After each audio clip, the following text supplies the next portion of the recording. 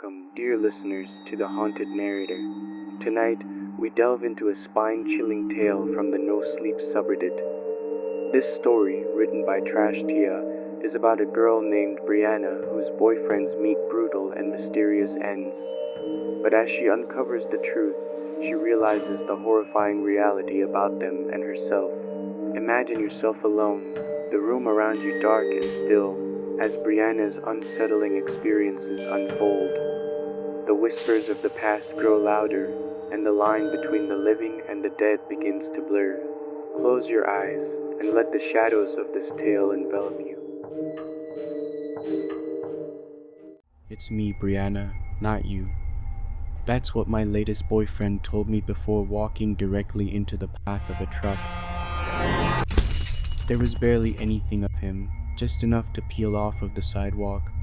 I thought our relationship was going well. It's not like I'm desensitized to my boyfriends dying or ceasing to exist, but it's almost become the norm.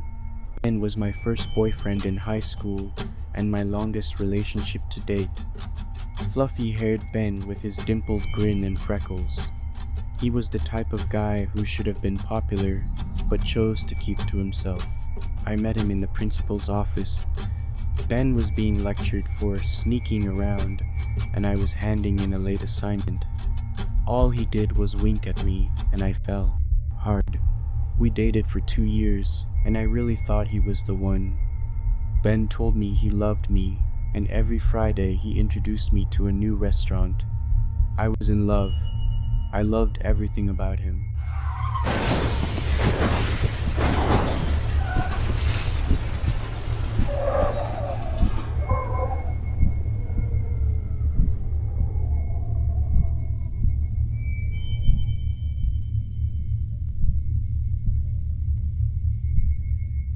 On the night before our senior prom, a drunk driver T-boned my boyfriend's car, killing him instantly. After his funeral, it's like he stopped existing. His parents left town, and every time I mentioned him, my parents would slowly tilt their heads and act confused when I brought him up. My brother was the worst for it, considering he and Ben were best friends. But he just looked at me with this weird look in his eye, like his soul had been ripped out. Eyes are the windows to the soul, apparently, and my brother's soul was Mia. Ben, his expression crumpled. Wait, who? Alex was my emotional support, who later became someone closer. Funny Alex. Blonde but not quite blonde Alex. I met him in group therapy. My boyfriend was dead, and he had just lost his mother. We didn't label it because he had a girlfriend, and I didn't want to move on so quickly. I think we just found comfort in each other. Eventually, though, Alex became something I wanted to label. His sense of humor was a breath of fresh air. I didn't go to college because of Ben's death, settling for a mediocre barista stop in town. Alex came in every day with fresh coffee and a sugar cookie. I think I loved him. I told him that. Half asleep, I told him I wanted to try and be something more with him. Alex looked taken aback, but happy. We spent the night together. The morning after, I woke to my mother screaming.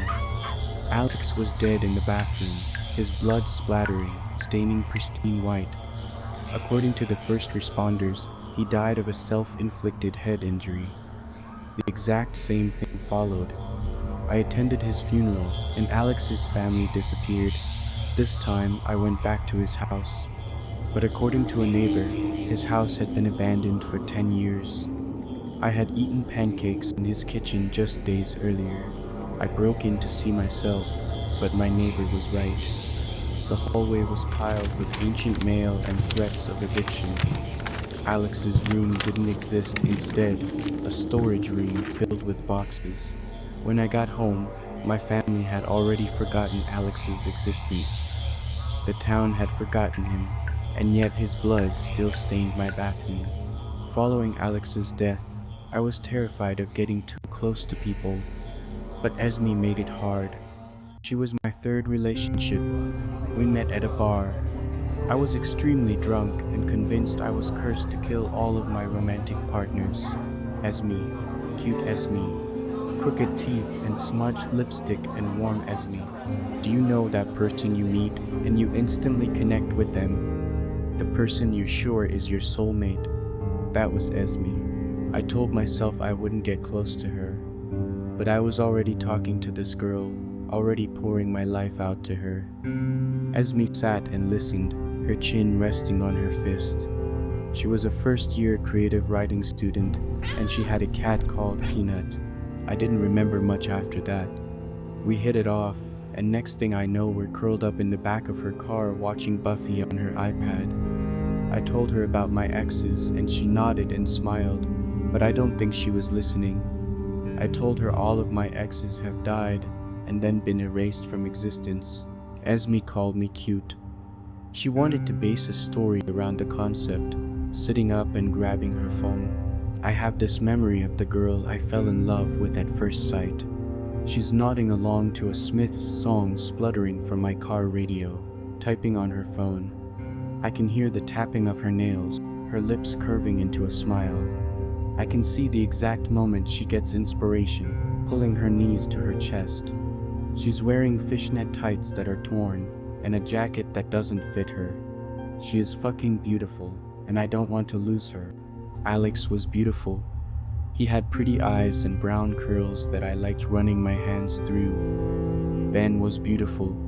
He made my heart swim, my stomach swarm with butterflies when I first met him. Ben was my first love. The realization woke me up one night, 3 months into dating Esme. Both of them were dead, wiped away like they never existed, and Esme would follow. At first, I tried to break it off with her without sounding crazy. I told her it was me, not her, and I wasn't in the mindset for a relationship. Esme understood, but her eyes didn't. I didn't want to lose her. Esme lit up every room she entered.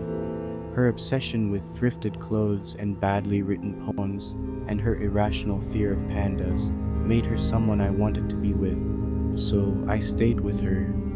I told myself Ben and Alex were just coincidences that were nothing to do with me, and I wasn't indirectly fucking killing the people I fell in love with. I avoided the L word for as long as I could. It slipped out on my way to work. Esme was driving. I just said it, and her eyes lit up. She reached out and squeezed my hand. At work, one of my colleagues, Jasper, caught my eye. When I twisted around to ask him to grab something, I glimpsed his phone screen. It looked like Tinder, though I didn't recognize the layout. It reminded me of Twitter in dark mode. Jasper was leaning against the counter, his thumb hovering over a photo of Esme, chewing his bottom lip. I watched his thumb prance across the screen before he gave up and swiped left. Finishing up the woman's coffee, I handed it over. "Ooh," I asked for cream. Ignoring her, I sidled in front of my colleague, hyper-focused on whatever app he was playing around with. "What's that?" Jasper looked up, his eyes widening, lips parting like a fucking goldfish. "Clearly nothing." Jasper sidestepped me, opening the refrigerator and pulling out milk. But he already had milk. The bastard was stalling. We had 0 customers waiting, so it was the two of us, and a long, dragged-out pause. Jumping up and down on the heels of his feet, he shot me his usual grin, slipping his phone in his apron. Jasper may have been smiling, though there was something twisted in his expression. I couldn't stop myself. Was that a dating app? Dating app. "Excuse me, can I get what I ordered?" the woman demanded, waving her coffee in the air. I asked for whipped cream. Jasper saw that as an excuse, an escape, and nodded, fashioning a grin. He saw an opportunity and took it. "Of course, ma'am, I'll get that for you," he said, with a little too much sarcasm. The boy took her coffee with a spring in his step, ducking in the refrigerator for the whipping cream. Jasper added too much whipping cream, dumping the drink on the counter with a little too much force. It was a good thing my colleague was a marginally attractive guy with cropped blonde hair and a deadpan voice that somehow attracted the ladies. Jasper could insult someone directly to their face, and they would just blush and get all tongue-tied. I had seen it happen in real time. A girl was flirting with him and used a bad pickup line, which was something along the lines of, "Did it hurt when you fell from heaven?" He laughed, and her eyes brightened. She giggled along with him, nudging her friends, but he wasn't laughing with her. I saw the gleam in his eye. He was laughing at her. Still laughing, Jasper plonked her milk latte down so hard half of it spewed out. And with that exact same charming smile, he deadpanned, "Did it hurt when you dropped out of a drain pipe?" Yeah, my colleague was blessed with good looks. Otherwise, he would have been punched in the face by now. Presently, he was being his usual asshole self. "Is there anything else I can get you?" The woman shook her head, pulling a face. Jasper had essentially ruined her drink. It was more cream than coffee. When she left the store, I situated myself in front of him when he was counting cash. "What were you just looking at?" I nodded to the guy's phone sticking out of his pocket. "Was it like a dating thing you were on?" Jasper didn't even look at me, his lip curling. "That's kinda rude," he hummed. "I don't peek at your phone." Esme Hope was all I could hiss out. Was she on that dating app? My colleague proceeded to stare at me like I'd grown a second head before his half-lidded gaze flicked behind me. Jasper's expression brightened. "Oh, Hannah is calling me," he said, choking out a laugh. Hannah was not calling him. She was in the break room getting high. Jasper slowly backed away, maintaining his smile. "I'll be back in a sec, all right?" He grabbed that same carton of milk with a grin. "Don't you just love when your milk stays fresh?" "What?" "Fresh milk," he grinned. "Mulberry Farm's finest." Jasper was darting away before I could coerce a sentence. After work, I texted Esme as usual. She was my ride on Fridays. Esme didn't reply. I texted her again, a little more panicked. "Hey, are you okay?" When I called her, an automated voice told me she wasn't available. Already feeling sick to my stomach, I drove to her place myself. I could see the flashing lights before anything else, blurred red and blue, sending my thoughts into a whirlwind. It took me 10 minutes to muster the courage to jump out of my car and ask a pale-looking deputy what was going on. I tried to jump over the yellow tape, only to be politely pulled back. "Carbon monoxide poisoning," the deputy told me. "The whole family is dead." He sighed. "Mom, Dad, and their daughter in college." I think he was trying to be sympathetic, awkwardly patting me. But I was already on my knees, all of the breath dragged from my lungs. Luckily, it's just like going to sleep. Monoxide is a silent killer. Monoxide is a silent killer.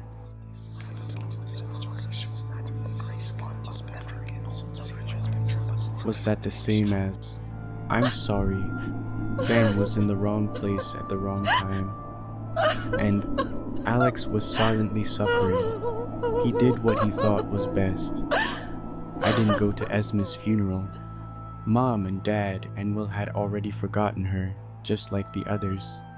What I did do, several days later, when her name wasn't even a memory anymore, I bought flowers from the store. Roses were Esma's favorite.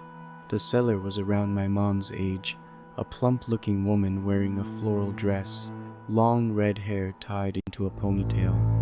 She was on her phone, humming to a tune on the radio. The Smiths. "I hope she likes them," the woman said, wrapping the flowers in red ribbons. She had a strong southern accent that immediately annoyed me. I took the roses, stuffing them in my bag. "What did you say?" The seller cocked her head. How did you know they were for my girlfriend?" The woman sighed, placing her phone on the counter. I glanced at whatever she'd been so interested in, but the screen was face down. "Esme came in here a lot." Her lips broke out into a sad, sympathetic smile. I was quickly growing sick of them. "Esme, she told me you guys were dating."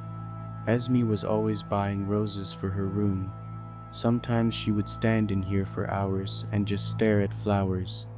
I think she found comfort in them. The woman sighed, fixing me with what I could only describe as a pitiful pout.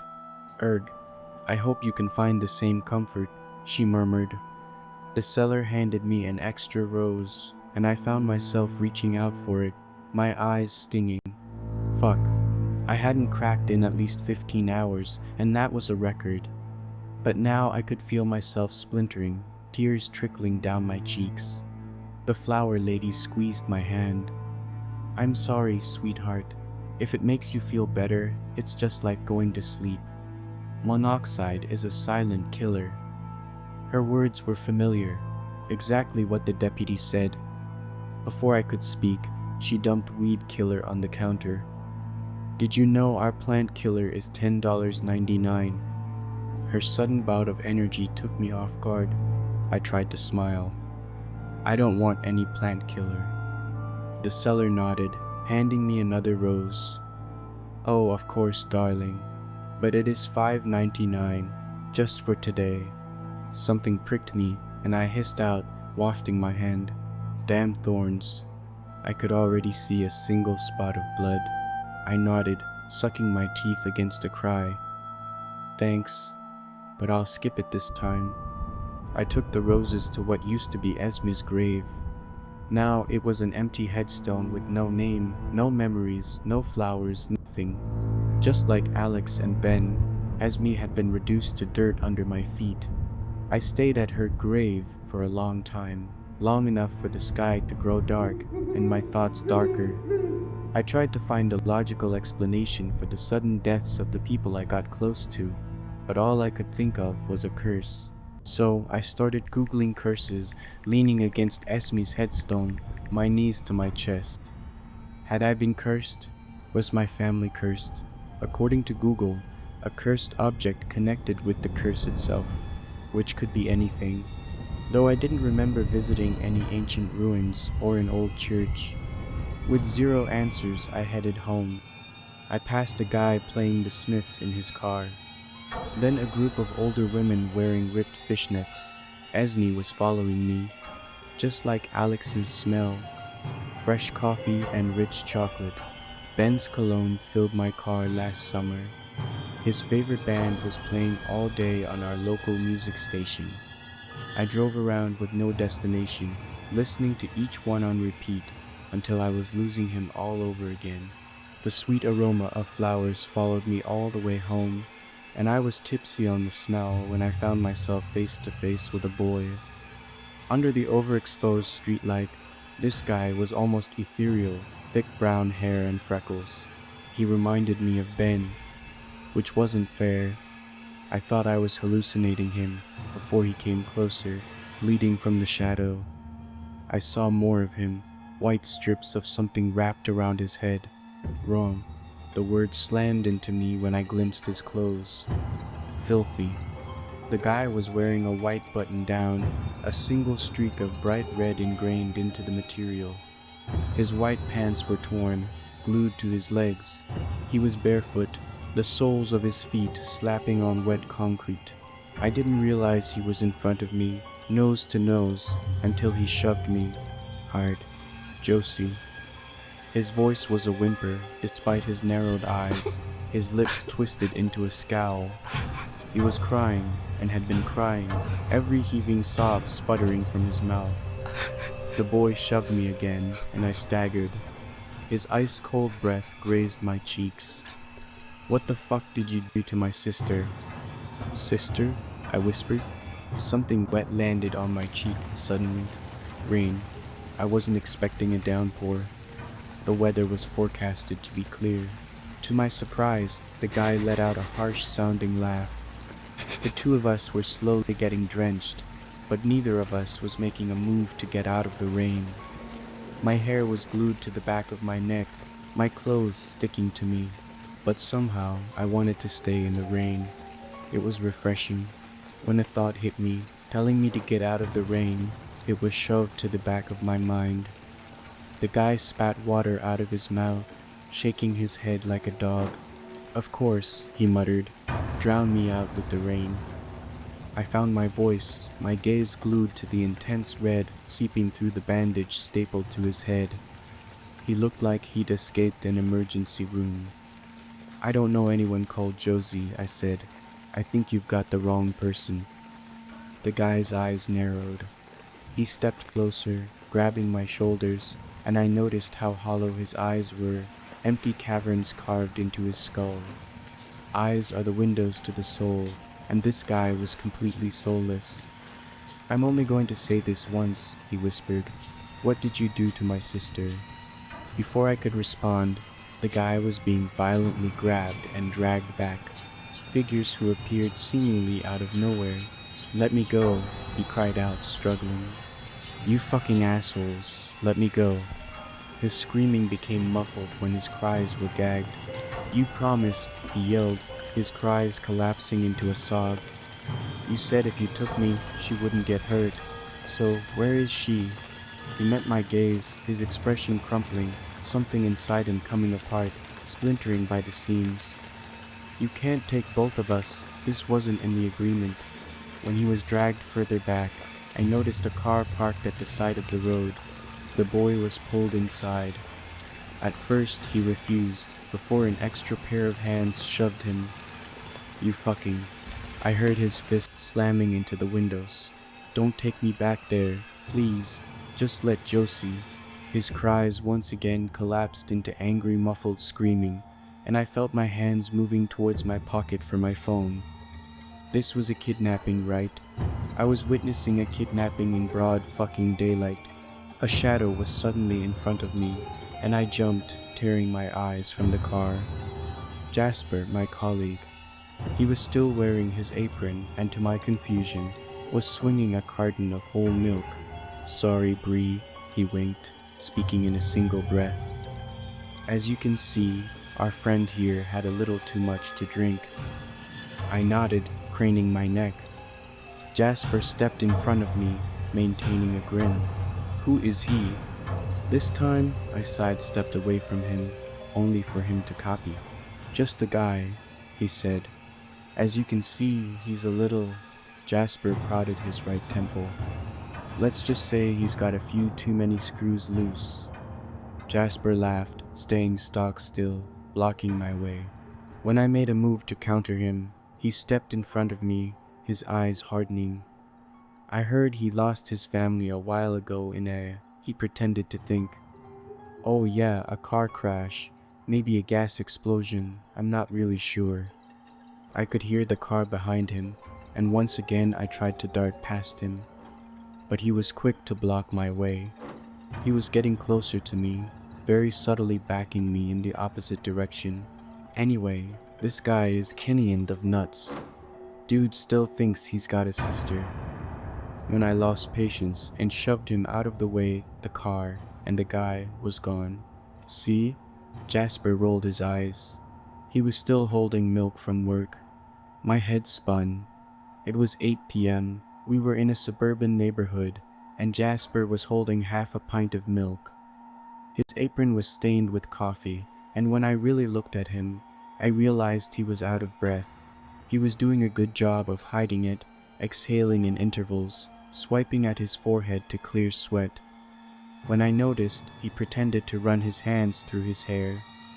I feel for him, like I'm sorry his family died or whatever, but attacking random girls isn't cool, you know. Instead of replying, I stumbled home.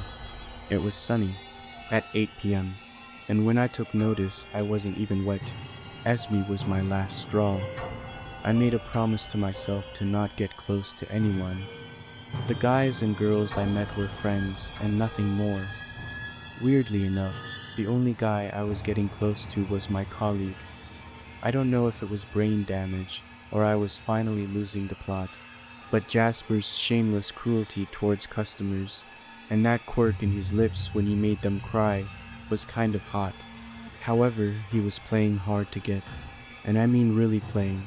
I was in storage trying to find vegan milk, and he was suddenly a fucking expert, spewing milk facts. When I slammed the refrigerator door shut, he was inches from my face. In the dim light from a single spluttering bulb, his eyes reminded me of coffee grounds. I thought maybe he was going to kiss me, judging from his softening expression. I felt his hands go around my waist, and I felt myself immediately melt. I don't know what came over me. It's like 1 minute I hated him, and the next, I was suddenly hot, really hot, and I really wanted to take my clothes off. I thought that's what he wanted to do too. I mean, his gaze followed mine, piercing, fingers playing with the buttons on his shirt. Before he leaned forward, his breath in my face. Did you know that Mulberry Farms is an award-winning brand of milk in our town and only our town? Mulberry Farms was bred and made right here. And suddenly, I was no longer hot and bothered. I didn't.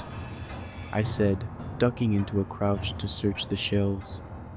Have you seen our vegan milk? We did have some. 3-time winner, Jasper continued.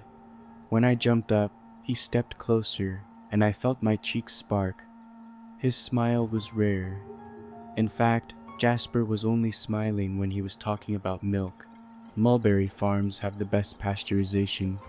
It's suitable for everything: coffee, cereal, or maybe you just want a glass of fresh milk to yourself. Perfect for kids too. Breakfast time is Mulberry Farms. Are you having a stroke? I whisper shrieked. No. Jasper twisted around, shooting me a grin. I left the storage, however, with butterflies in my gut. There was no way I was falling for my asshole colleague. Somehow, though, I was.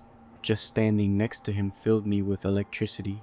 The way he talked down to customers, insulting me to my face. I was thoroughly and disgustingly in love.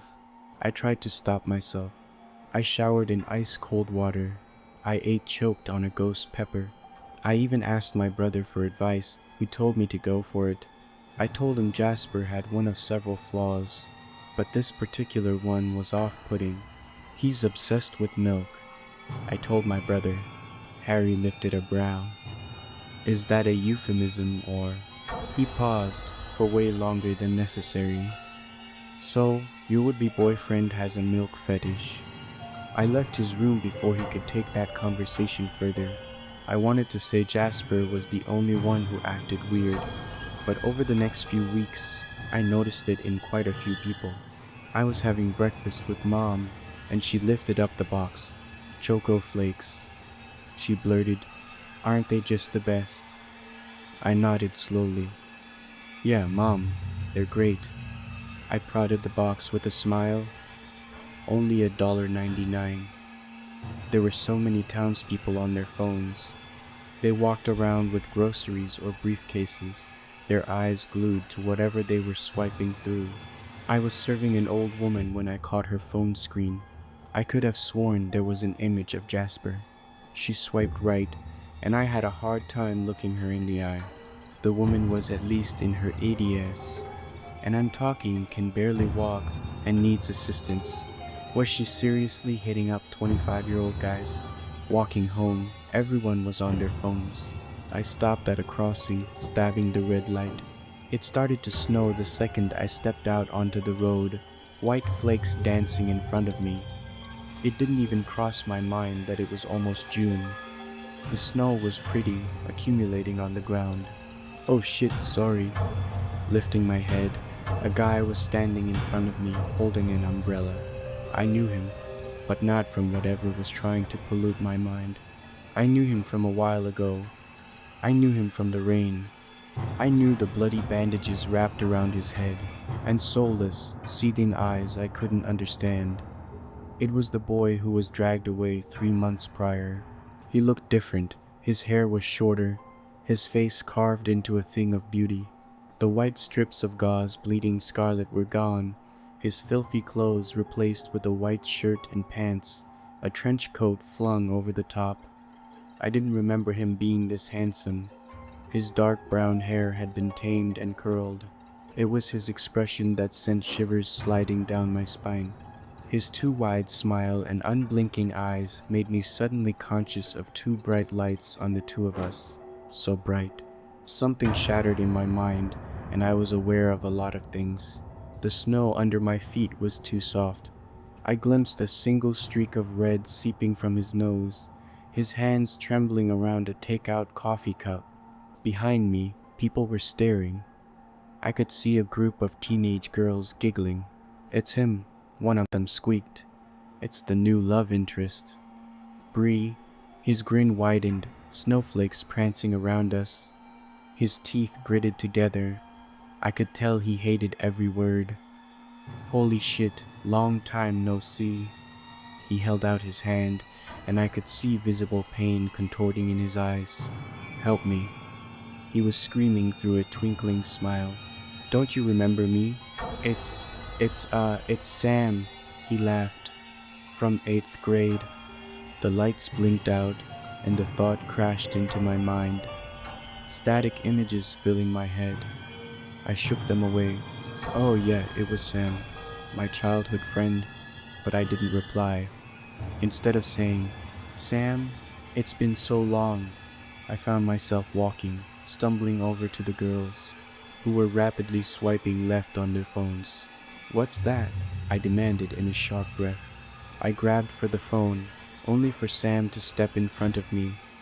He settled me with a smile. Behind me, one of the girls fainted. Sam's smile didn't waver, though he did side-eye the girl being carried away. "Why don't I take you out for coffee?" Apparently, coffee was the code word for hooking up. Sam dragged me into the nearest coffee store, straight to the bathroom. When he shoved me into a stall, I didn't know what to say. "Take off your shoes," he said in a hiss, and after hesitating I did. Sam pulled off his jacket, shook snow out of his hair, and got real close. "Look up," he murmured. I did, my gaze finding the ceiling. "To your right, a camera is very well hidden, but can be seen with the naked eye if you catch what looks like a red laser," Sam said. "To your left, another camera, as well as a vent that is currently pumping the stalls with aphrodisiacs. And right now, we are in the red zone, meaning you should be conscious." He prodded me, and I flinched, mostly conscious. His words went right over my head. My mind was foggy. I couldn't think straight. I think I asked him what he was saying, but my mouth was filled with cotton. "Snap out of it," he said. "Like I said, they're making you feel like this." He shoved me against the door, which broke me out of my trance. Slightly. "I hate what I'm going to say right now," Sam groaned, tipping his head back. He was sweating, I noticed. Bad. I glimpsed beads of red pooling down his neck. He noticed me staring. "I'm okay for now. I'm faulty, so the connection is severed." He squeezed his eyes shut. "I think." "What are you talking about?" "Sex," he said, blinking rapidly. I wasn't going to comment on his slurring voice. Sam stumbled, fresh blood dripping from his nose. "We need to do the sex, like..." His eyes rolled into the back of his head, but he managed to stabilize himself. "Nuo." "What? Is everything okay in there?" The voice was a woman. She knocked on the stall. Sam's eyes widened, coming back to life a little. "They're paranoid," he whispered. When I could only stare at him, he pounded his fists into the door. "They think we're fucking," he hissed. "So, we need to make it believable." "They," I mouthed. He didn't reply, swiping at his hemorrhaging nose. "Just move around against the door. That'll fool them." I did, doing my best to shuffle around, slamming my back against the lock. When the metal clanged, he shot me a look. "Sex," he hissed, "not murder." Sam jumped onto the toilet bowl. There was an open window above him.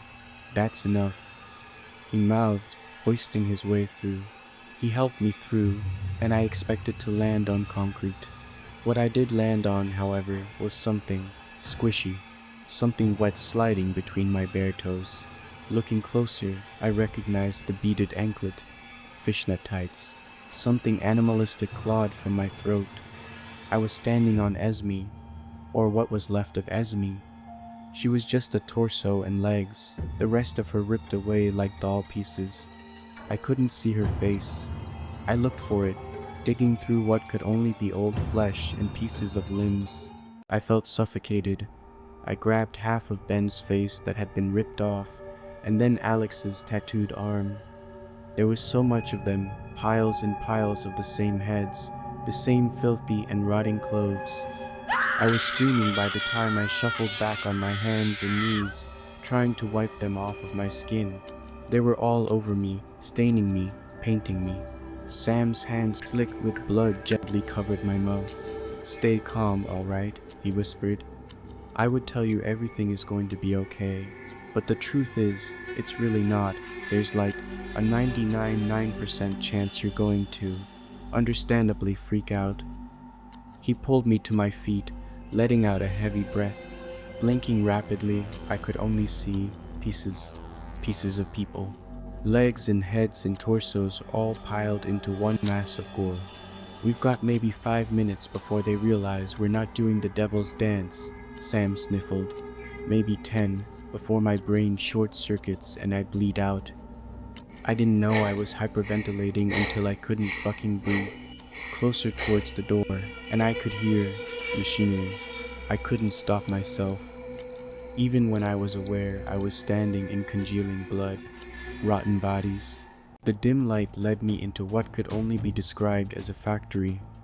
There were 3 levels, and we were on the highest. Sam stepped forward, gripping the metal bar in front of us. I felt my legs buckling, a thick, puky slime filling my mouth. Sue, I guess it all started when Brianna Timberman was 17 years old and rejected by her childhood best friend, Sam Thwaites.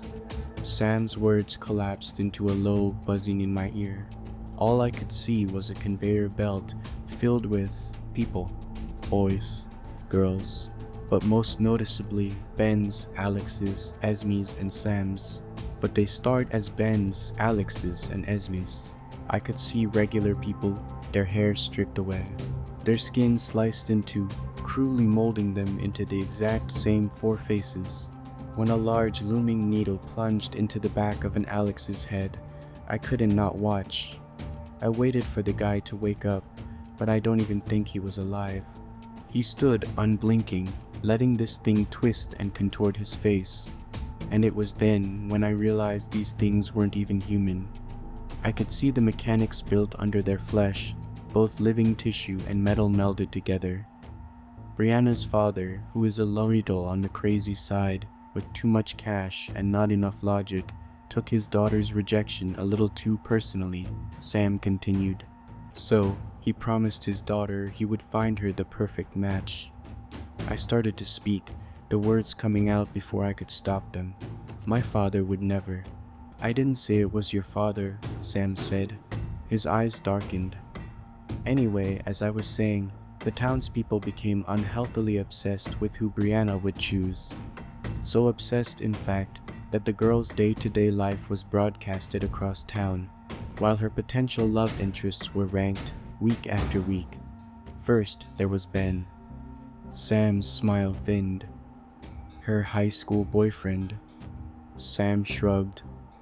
She grew bored of him. Also, he kinda did something unforgivable. He continued. Then, Alex. She liked him, but sometimes he was a little too unserious. The guy was a clown. I backed away, but he was quick to grab my shoulders. Finally, Esme, who she truly fell for. I swallowed. "Esme is..." He cut me off. But I didn't mention that they heard her, did I? Sam leaned against the bar. Behind him, I could see a figure in white pushing a gurney with a Ben strapped to it. Ben tried to rape her, insisting she wanted it. Alex dumped her on her birthday. Esme ended their relationship with a one-word text. "Goodbye." Sam mimed an explosion. That was the nail in the coffin. I caught blood sliding down his nose. "You're still bleeding." Sam gingerly prodded his nose. "Erg. Yeah, it's an effect of the severing. I've been in the red zone too long." I should probably speed this up.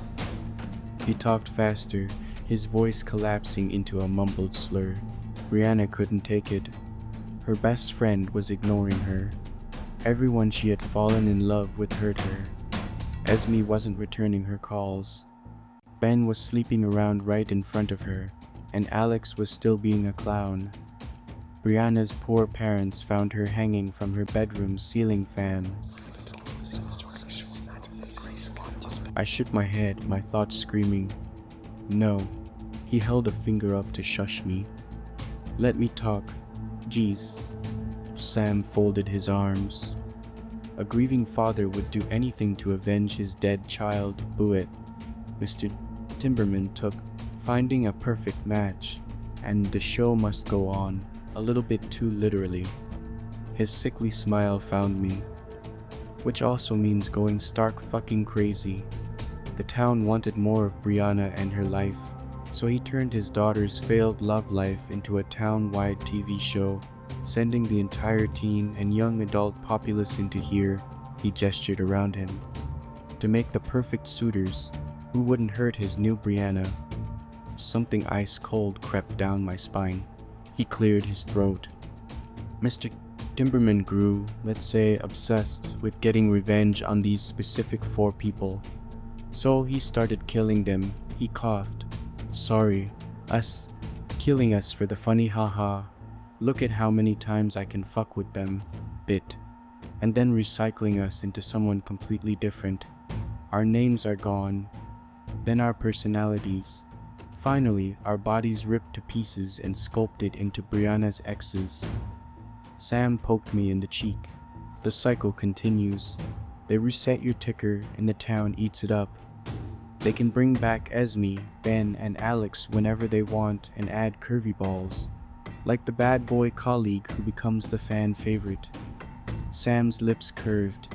For some fucking reason. His eyes flickered open. "However, Brianna will never find a suitor because her father is a fucking sociopath. To him and the town, his dead daughter's pathetic love life is entertainment." He held out his arm. "See?" I tried really hard not to look through the makeup, at noticeable skin grafts. "I was a Ben," he said. "Then I was an Alex, and then I was an extra." His eyes found mine sad suddenly. But who I was originally is kinda gone. All I remember is a deal to protect Josie. I gave myself up so they wouldn't take her.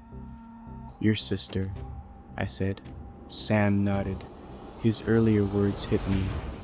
He was talking like Brianna Timberman was dead, but I was Brianna Timberman. I was rejected by Sam, yes, but I found Ben. As if he could read my mind, Sam shook his head. "Look at yourself," he said, his voice shaking. "And I mean really look at yourself." Sam stepped closer. "Because underneath all of that makeup and the prosthetics and surgery and fucked up memories, you're just another recycled lump of flesh." He prodded my temple. "Who thinks she is Brianna Timberman?"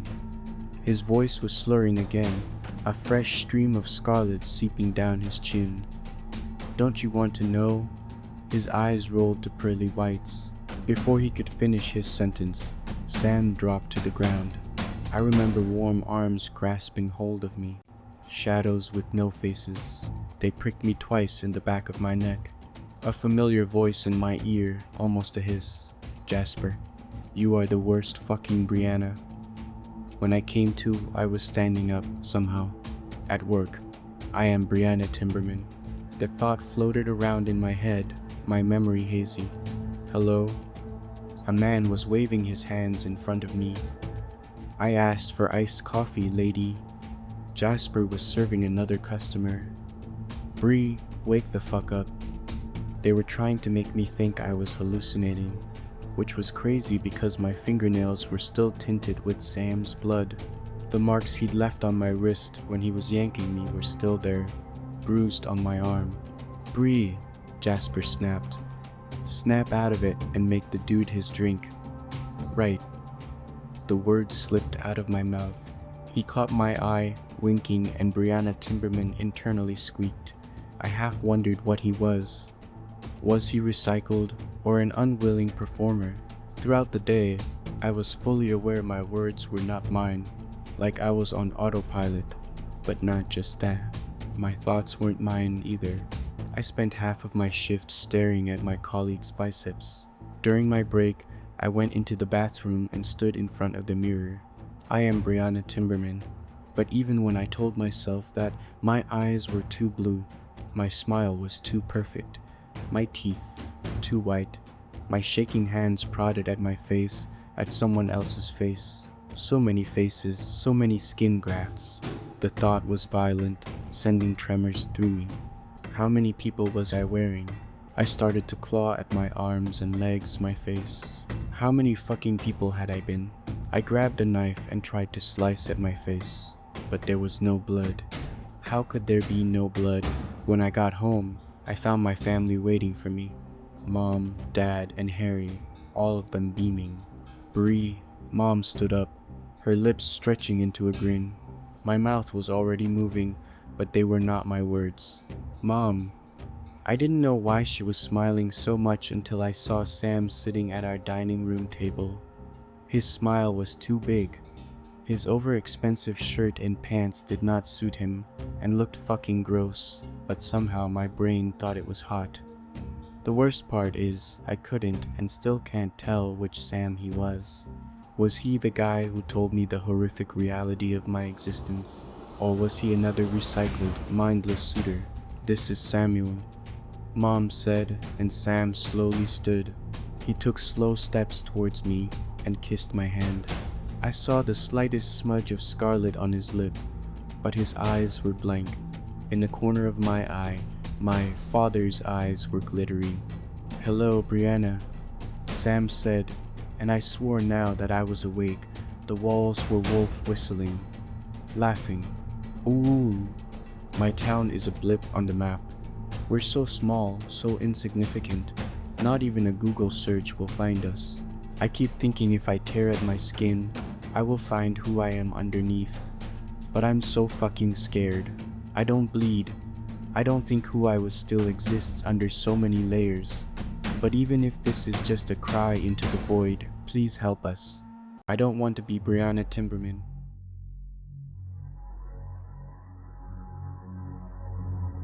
Thank you for joining me tonight on The Haunted Narrator.